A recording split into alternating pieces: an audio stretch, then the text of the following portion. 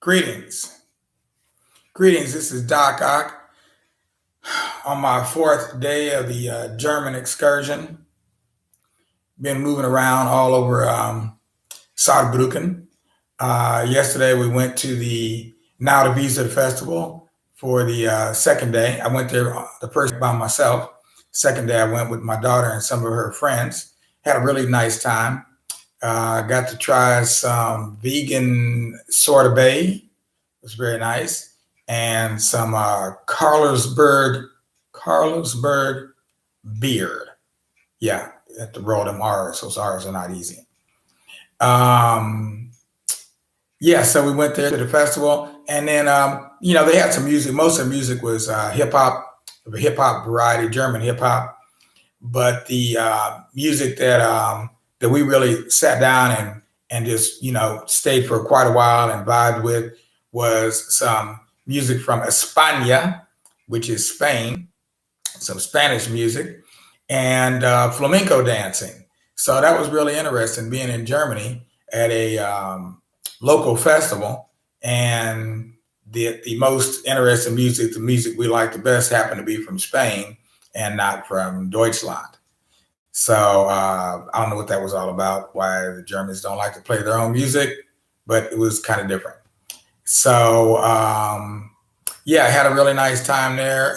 My daughter's got a lot of very international, jet-setting group of friends. And today we're getting ready to go up to the university where she's been going to school. And she's at Saarbrucken University, or University of Saarland. University of Saarland at the International Institute, I believe they call it, for studying international law. So that's pretty much been the gist of it. I had a little crisis last night. My daughter and her friends have been trip planning for me for the next 2 weeks, and just putting together a good schedule. I had a kind of a bare bones skeleton mapped out of where I wanted to go, but I didn't have all the details done, and I figured I would wait till I got here to put that together. So one of the towns that I thought I wanted to go to was Freiburg, but actually I wanted to go to Coburg, and I got the two mixed up, and they're in opposite directions. Kind of messed up our schedule a little bit here, but I will be going around. Suffice to say that we worked it out, and I will be going around the country here and able to tune you in on some sites. We'll be going to Alatoting, which is a site of the Black Madonna, one of the most prominent Black Madonnas in Germany, one of the oldest as well. We'll be going to going up into Magdeburg, where we'll see another Black Madonna at the Cathedral of St. Maurice and Catherine.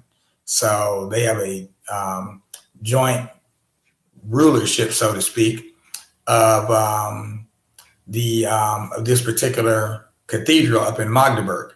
And for those of you who don't know, St. Maurice is an African, part of the Theban Legion, that was decimated by the Romans because they refused to renounce their belief in Christianity. And so they decimated the whole legion, which means that they killed 1 out of every 10. Say there were 100, they killed 1 out of every 10. So now they've got 90 left. Then they killed 1 out of every 10 of those, and they kept doing that until they had killed them all. And so St. Maurice has become a martyr who is well known not only in Germany, but in France and in Switzerland and some of the other countries as well. You can find towns named after St. Maurice all over the place.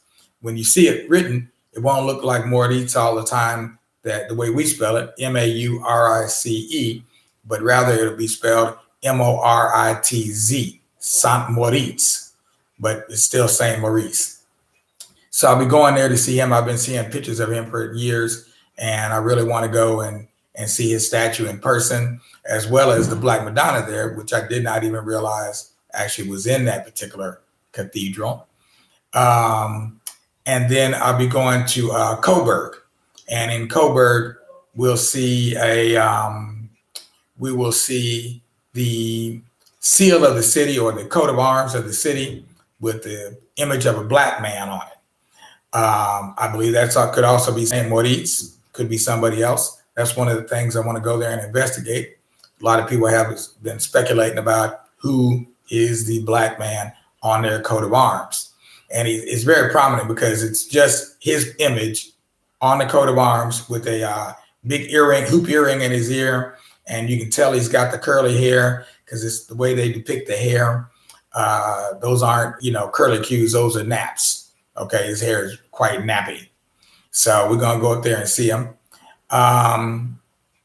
So yeah, he created the crisis because, like I said, I got the cities mixed up. He's in Coburg. You can look that up on the net for yourselves and see what you can find out about this image that's on the coat of arms of the city of Coburg. So when I say it's on the coat of arms, that means that all over the city, wherever you go, probably the Polizei, will have a shield or a chevron with his image on it.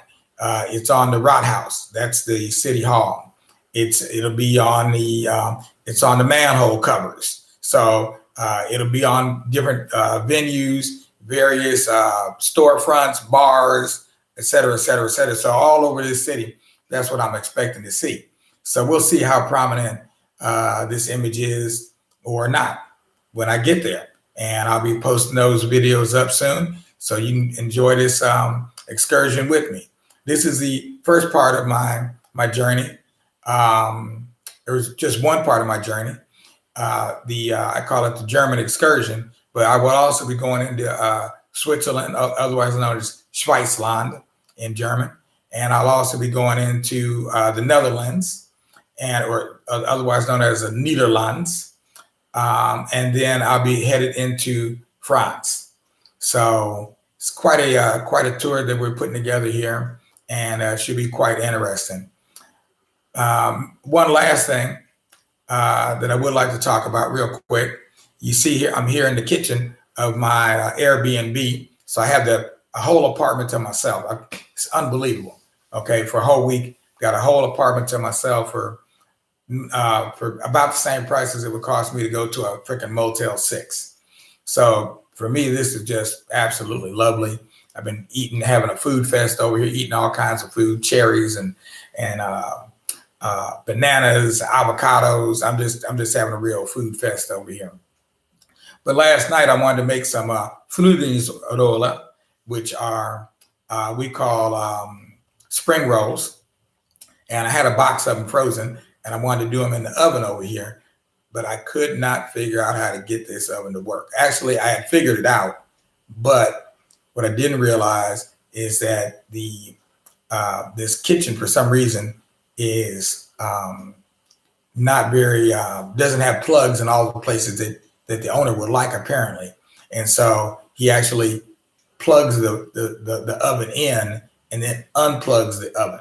But what I wanted to show you real quick, when I got my camera here, I'm just going to give you a close-up view here of the controls of the oven. Now you can see, okay, the controls are a little bit different. See if I can dial that in there. Okay, controls are a little bit different there. There we go. And you can see over here, you have the temperature. So, you just turn this knob over here and you get different temperatures. It's done in 25 degrees Celsius units. So these are not Fahrenheit. So that's 50 degrees Celsius, which is 100 degrees in Fahrenheit. Okay, 100 degrees in Celsius is 212 degrees in Fahrenheit, and so on and so forth. So that part was pretty easy. And the recipe box told me what temperature to put it on in Celsius degrees. So, everything matches up. But when you get to this part over here, this part is way different. And it's all done with symbols. And so you see the first symbol over here is a light. And that's what that is. It turns the light on in the oven. The light stays on the whole time you're using the oven.